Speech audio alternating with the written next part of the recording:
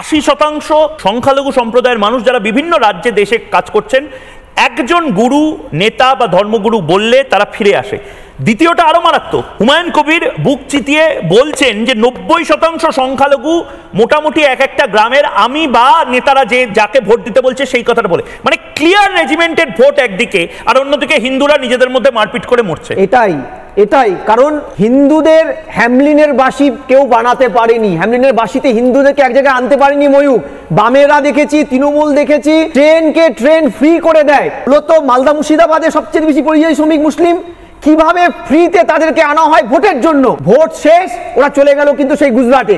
অর্থাৎ politically conscious যদি বলো, একটা গ্রিস পার্কে একটা পেয়ারা বিক্রি করে ফুটপাতে মুসলিম ছেলেটিও পলিটিক্যালি কতটা কনসাস পড়াশোনা করেনি, হিন্দু লোকগুলো কতটা উদাসীন। আর এটা কেনই বা হবে না? এই যে বাম প্রতিনিধি আমার পাশে ভাইটি বসে আছে, তারা কায়েদে আজমের সিঙ্গুলারিস্টিক পাকিস্তান গঠনের সমর্থন করেছে, বা ভারত তাদের প্লুরালিস্টিক হতে হবে। কি আশ্চর্য ভাবো, যদি এরা ধর্ম মানে না, ধর্মের ভিত্তিতে সংরক্ষণ মানে, ধর্ম মানে না, ধর্মের ভিত্তিতে পাকিস্তান গঠন, বাংলাদেশ গঠন মানে। আমি বলছি এত বড় বড় কমরেড সব ওয়েস্ট বেঙ্গলে এসেছেন, এই ছোট্ট শ্যামাপ্রসাদ বাবুর একটা ছোট্ট অংশ, সেখানে এই বিপ্লবটা বাংলাদেশে করলো না কেন ভাই? এই প্রশ্ন জিজ্ঞাসা করো তো, এত বড় বিপ্লবী ওরা কেন করলো না?